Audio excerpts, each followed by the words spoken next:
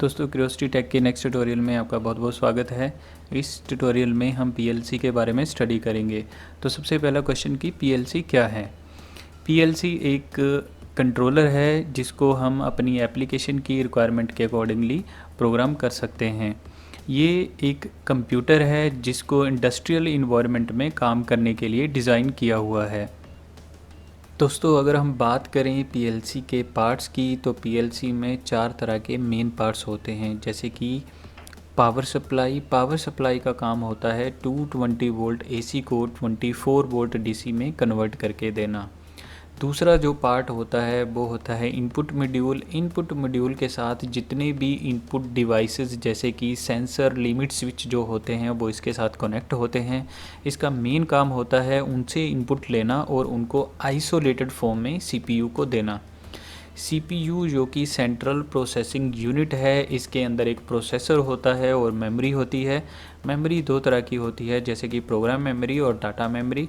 Program memory जो कि रोम होती है जिसके अंदर पीएलसी का फर्मवेयर और ऑपरेटिंग सिस्टम होता है, और डाटा मेमोरी के अंदर यूज़र का प्रोग्राम होता है।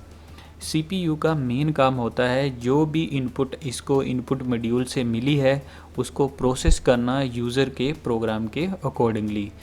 और जो फोर्थ पार्ट है वो है आउटपुट मॉड्यूल जो होता है वो आउटपुट डिवाइसेस जैसे कि कॉन्टैक्टर, सोलिनॉइड वाल्व के साथ ये कनेक्ट होता है और उनको ये ऑन ऑफ करता है जैसी इंस्ट्रक्शन इसको सीपीयू से मिलती है। पीएलसी को प्रोग्राम करने के लिए हमें प्रोग्रामिंग डिवाइस की ज़रूरत होती है, जिसमें हम हैंड हेल्ड डिवाइस या लैपटॉप को यूज़ करते हैं जिसके अंदर पीएलसी का प्रोग्रामिंग सॉफ्टवेयर पड़ा होता है। दोस्तों, अगर हम बात करें पीएलसी के वर्किंग की तो पीएलसी जो है वो एक सीक्वेंस में काम करती है। इस सीक्वेंस को हम स्कैन साइकिल भी कहते हैं। तो इस सीक्वेंस में सबसे पहले सीपीयू चेक करता है इनपुट मॉड्यूल में कौन कौन सी जो इनपुट है वो अवेलेबल है, और उसके बाद जो यूज़र का प्रोग्राम होता है सीपीयू उसको एग्जीक्यूट करता है, और उसको एग्जीक्यूट करने के बाद जो रिज़ल्ट आता है वो जाता है आउटपुट मॉड्यूल में, और आउटपुट मॉड्यूल इस रिज़ल्ट के अकॉर्डिंगली जो भी इसके साथ आउटपुट डिवाइसेस अटैच होती हैं उनको ऑन या ऑफ करता है। दोस्तों, पीएलसी की वर्किंग को समझने के लिए हम हाइड्रोलिक मशीन की हेल्प लेंगे।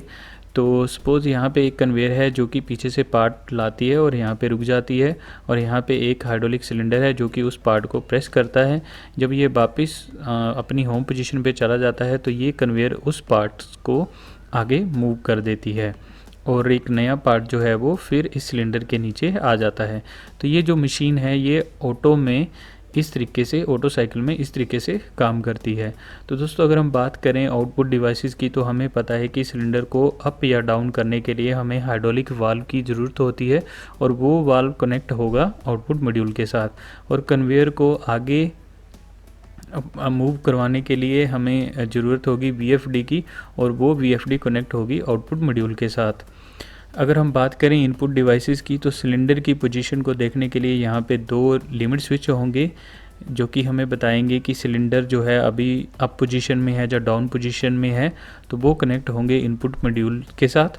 और कन्वेयर की पोजीशन बताने के लिए यहाँ पे इनकोडर या रिजॉल्वर होगा, और वो कनेक्ट होगा पीएलसी के इनपुट मॉड्यूल के साथ। दोस्तों, सपोज़ ये हमारी मशीन अब इस टाइम स्टॉप कंडीशन में है और इसको हमें ऑटो साइकिल में ऑन करना है।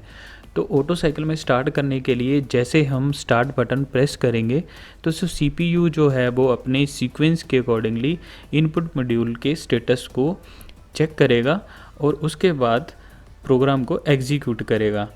अगर वो सारी इनपुट जो इस मशीन को ऑटो साइकिल में चलाने के लिए चाहिए अगर वो इनपुट मॉड्यूल पे आ रही हैं, तब सीपीयू आउटपुट मॉड्यूल को रिफ़्रेश करेगा और आउटपुट मॉड्यूल उन सारी आउटपुट को हाई कर देगा जो इस मशीन को ऑटो साइकिल में चलाने के लिए चाहिए। ये मशीन तब तक ऑटो में चलती रहेगी जब तक वो रिक्वायर्ड इनपुट जो हैं इनपुट मॉड्यूल पे आती रहेंगी जो इसको ऑटो साइकिल में चलाने के लिए चाहिए। अगर जैसे ही कोई इनपुट मिस होगी तो सीपीयू अगेन इस आउटपुट मॉड्यूल को रिफ़्रेश करेगा और इसकी जो आउटपुट हैं उनको ऑफ़ कर देगा और ये जो मशीन है वो ऑफ़ हो जाएगी। तो दोस्तों, उम्मीद है कि आपको इस ट्यूटोरियल में पीएलसी के वर्किंग के बारे में काफ़ी अच्छी जानकारी मिली होगी। Thanks for watching.